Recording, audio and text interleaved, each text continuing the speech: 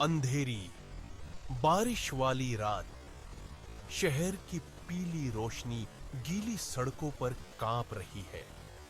तुम वहां खड़े हो बिना छाते के, ठंडी बूंदें तुम्हारे चेहरे पर गिर रही है। तुम्हारे हाथ में एक सफेद गुलाब है जिसकी पंखुड़ियां बारिश से भारी हो गई है।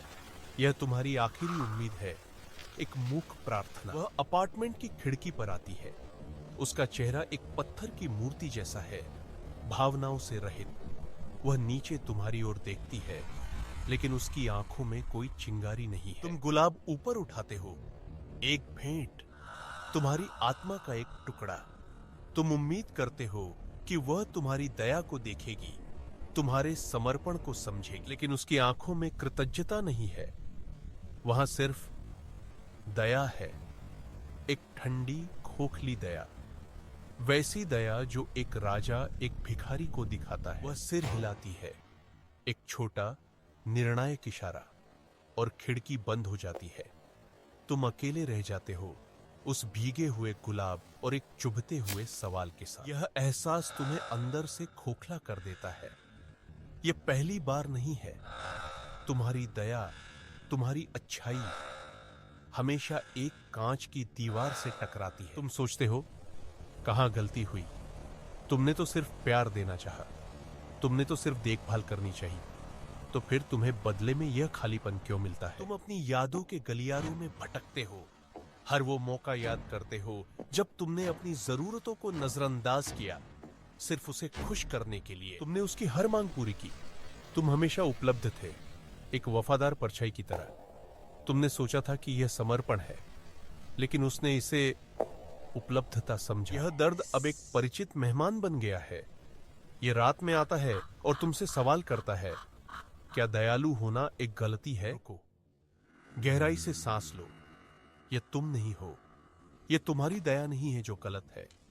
यह उस दया की प्रस्तुति है, और जिस मनोविज्ञान को तुम समझ नहीं पा रहे हो। सच यह है, आधुनिक महिलाएं तुम्हारी दया को कमजोरी समझती हैं, क्योंकि तुम उसे कमजोरी की तरह पेश करते हो। यह कोई व्यक्तिगत हमला नहीं है, यह एक क्रूर आदिम प्रोग्रामिंग है, हजारों साल पुरानी। विकासवादी मनोविज्ञान हमें बताता है कि महिला का अवचेतन मन हमेशा एक रक्षक की तलाश में रहता है, एक ऐसा साथी जो न केवल उसे बल्कि उनके भविष्य के बच्चों को भी खतरों से बचा सके। यह ताकत सिर्फ शारीरिक नहीं है, यह मानसिक है, भावनात्मक है। यह सीमाएं तय करने की क्षमता है, यह नहीं कहने की हिम्मत है। जब तुम अपनी दया बिना किसी सीमा के दिखाते हो, तो तुम एक अलग संकेत भेजते हो। तुम कहते हो, मेरा कोई आत्मसम्मान नहीं है, तुम मेरा फायदा उठा सकती हो। तुम एक खुला दरवाजा बन जाते हो जिसमें कोई भी आ जा सकता है, और कोई भी एक ऐसे घर में रहना नहीं चाहता जिसका दरवाजा हमेशा खुला हो, उसमें कोई सुरक्षा नहीं है। सोचो, एक शेर जो दयालु होने का चुनाव करता है, वह हमेशा उस भेड़ से ज्यादा आकर्षक होगा जो सिर्फ इसलिए दयालु है क्योंकि उसके पास कोई और विकल्प नहीं है। यह शक्ति का खेल है, हमेशा से था।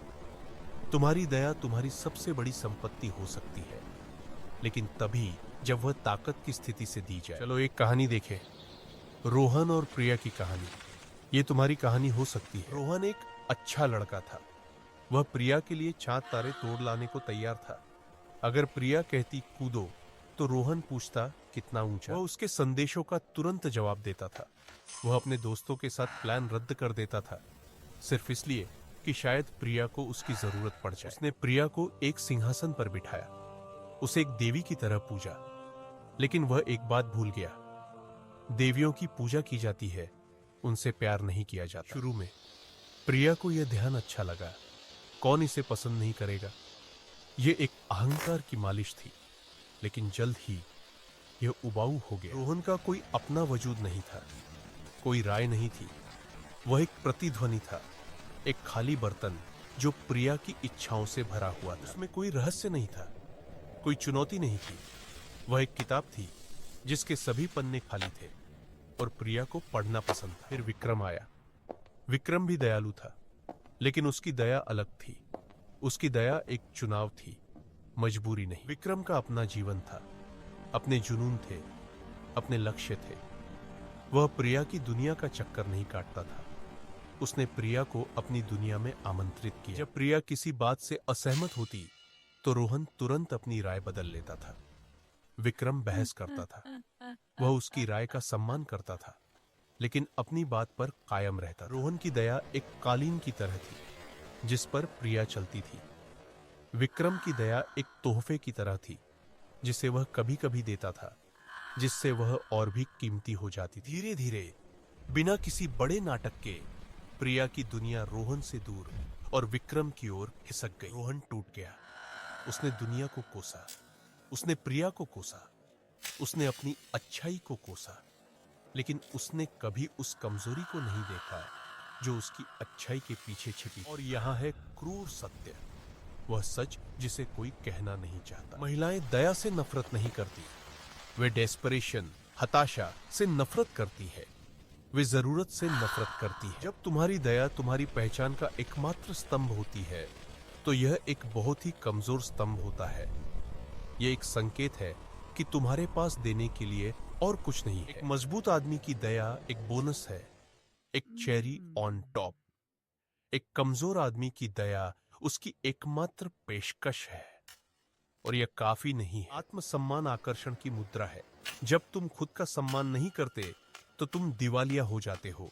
कोई भी दिवालिया आदमी के साथ निवेश नहीं करना चाहता। तो समाधान क्या है? क्या तुम्हें एक हृदयहीन, क्रूर इंसान बन जाना चाहिए? नहीं, यह एक और जाल है। समाधान एक योद्धा बनना है, एक ऐसा योद्धा जिसके पास मारने की शक्ति है लेकिन वह जीवन देना चुनता है। अपनी दया को फेंक मत दो, उसे अर्जित करो, उसे अपनी ताकत की ढाल के पीछे रखो। अपने जीवन का निर्माण करो, एक उद्देश्य खोजो जो उस महिला से बड़ा हो जिसे तुम चाहते हो। अपने शरीर को बनाओ, अपने दिमाग को तेज करो, अपनी आत्मा को विकसित करो। एक ऐसा आदमी बनो जिसका तुम खुद सम्मान कर सको। जब तुम यह करोगे तो कुछ जादुई होगा। तुम्हारी दया की प्रकृति बदल जाएगी। यह अब एक भिखारी की याचना नहीं होगी, यह एक राजा का उपहार होगा, स्वेच्छा से दिया गया, बिना किसी अपेक्षा के। और यही वह दया है जिसका सम्मान किया जाता है।